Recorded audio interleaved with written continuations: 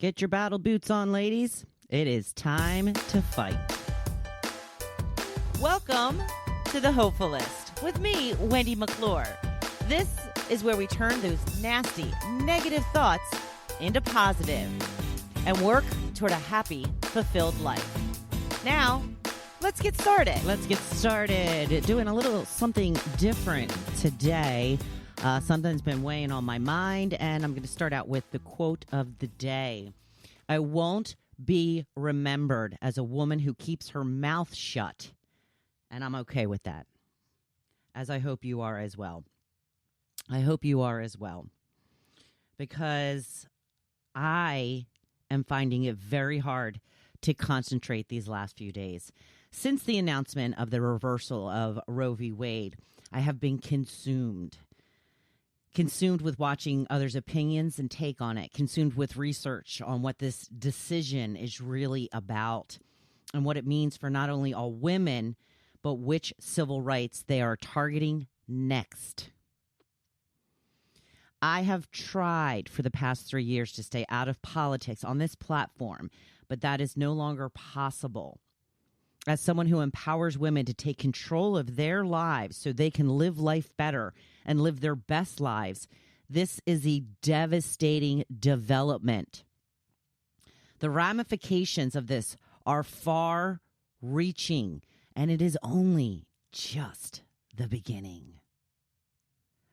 Justice Clarence Thomas has already said that the same reasoning they used to overturn Roe v. Wade can be used to overturn legal gay marriage and start regulating contraception. So if that is the case, what is this really all about? I'll tell you what it's about. It's about putting men, mostly white men, back into the position of power and making all of the decisions that are best for their lives, giving them the power to potentially outlaw anything they don't agree with. So even if you do agree with the overturning of Roe v. Wade, they are setting it up to strike down any liberties they don't agree with. Any liberties. So I hope you have the exact same ideology as the majority of the Supreme Court, because they are young people and they are going to be around for a long freaking time. As I said, I've tried not to alienate people with talking politics, but I just can't stand by that anymore. And if you have different beliefs than me, I am sorry, but I must stand and speak my piece. I would hate to see you unfollow or stop listening to the podcast, because I love you all so much for supporting me and allowing me to be a small part of your lives. But if I do understand if you feel you can't listen to this. But this decision is one that will affect everyone's lives, but especially those of women, and even more especially those of poor women who don't have the means to travel across many states to obtain a safe, legal abortion, who are now in a position to have to take time off work, find the money, time to travel, a place to stay while they recover.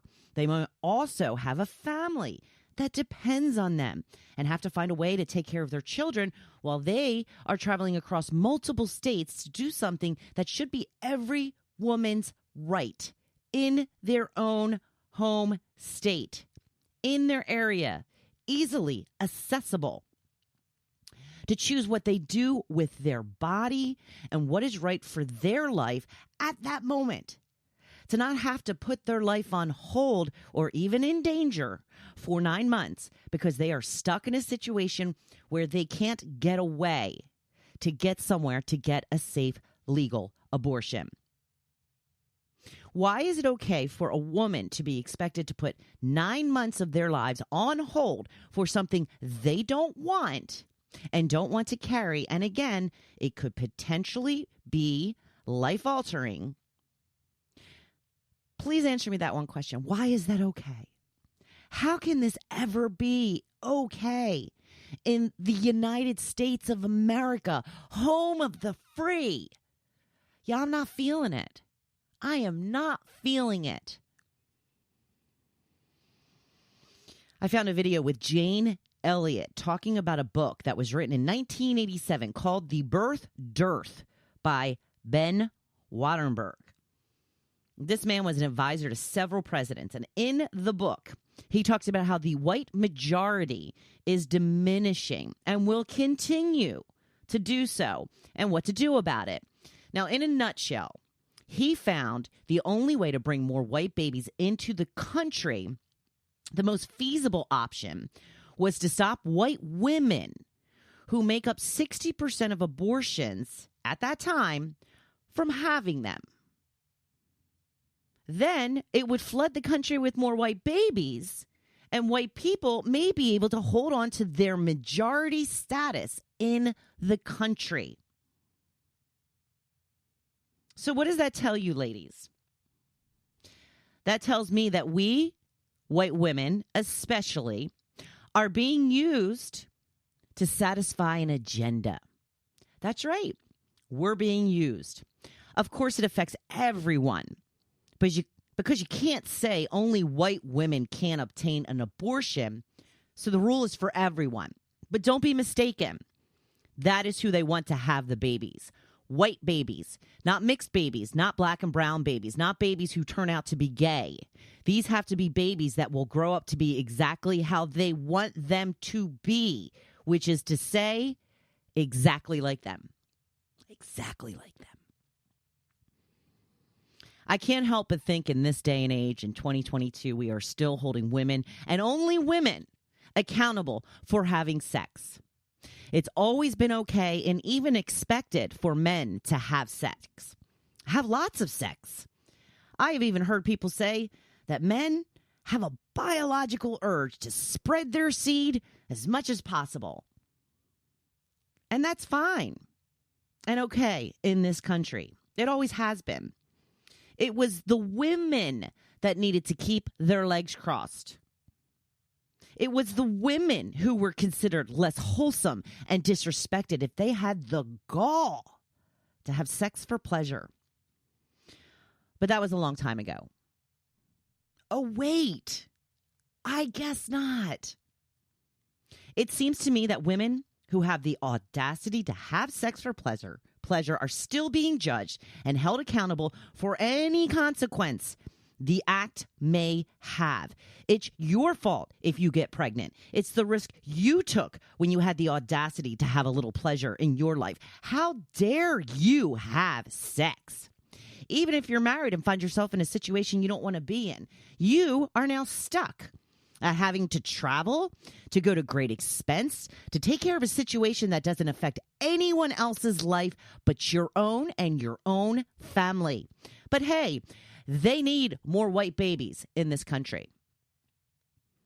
I finally get why black sports figures started kneeling during the national anthem. It's not because they disrespect the people who fought for this country. The flag represents what this country is all about. And even I can't get behind that right now. I feel like my country has turned its back on me and all the women in this country. They have decided that we aren't entitled to make decisions that will affect our lives and our livelihoods. I would love to see the government dictate how a man has to live for 9 months and see how that goes over. I am not okay with the America that started on Friday, June 24th, 2022. That I will not celebrate. That I will not stand with pride next to. And I will not celebrate July 4th as I have in the past because I don't feel like I have freedom in this country.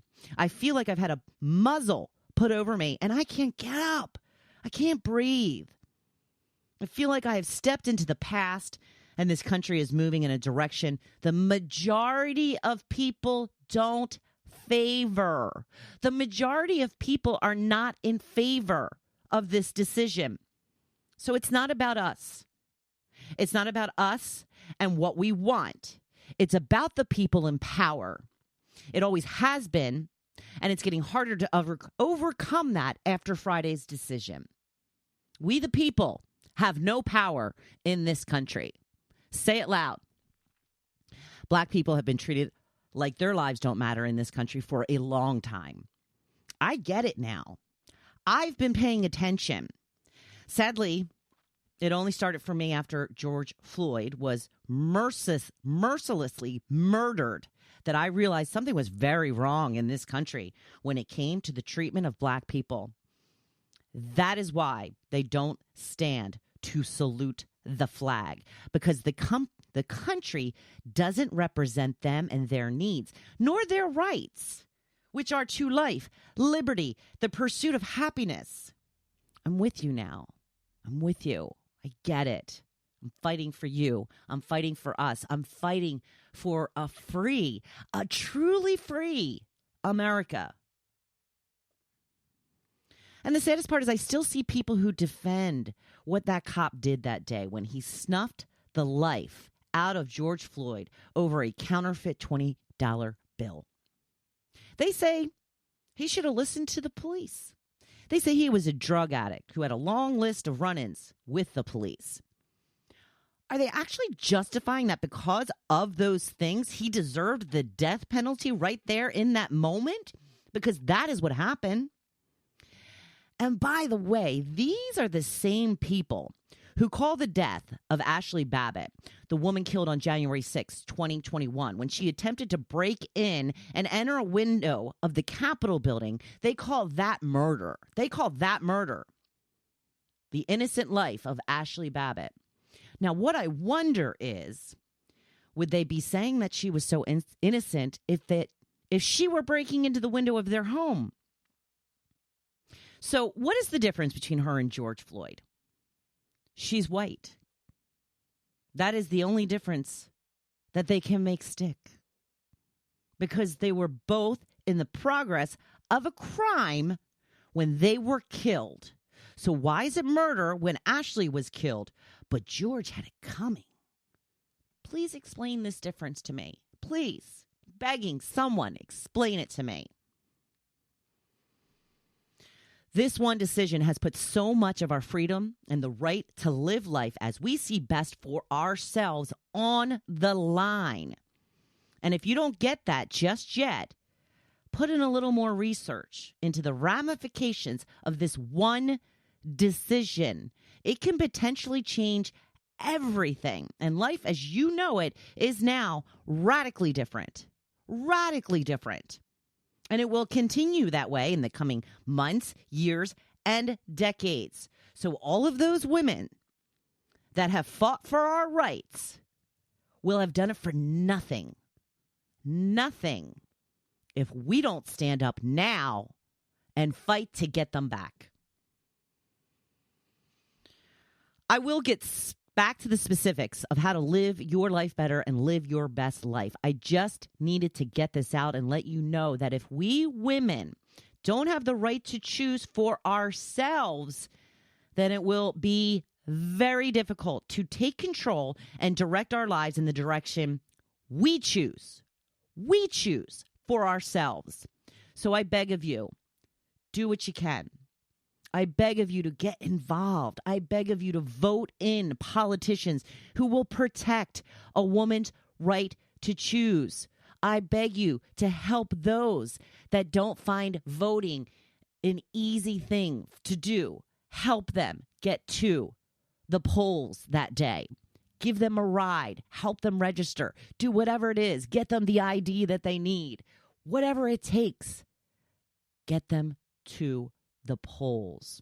So far, I have joined a national Planned Parenthood group to be kept abreast of rallies and protests taking place. I have donated money to their cause, and I will do much more in the coming weeks. I will do whatever is necessary so that women will have the choice in how to live their lives, your best life. Thank you for listening to The Hopefulist. Now, don't you feel good? Make sure you come back next week. See you then.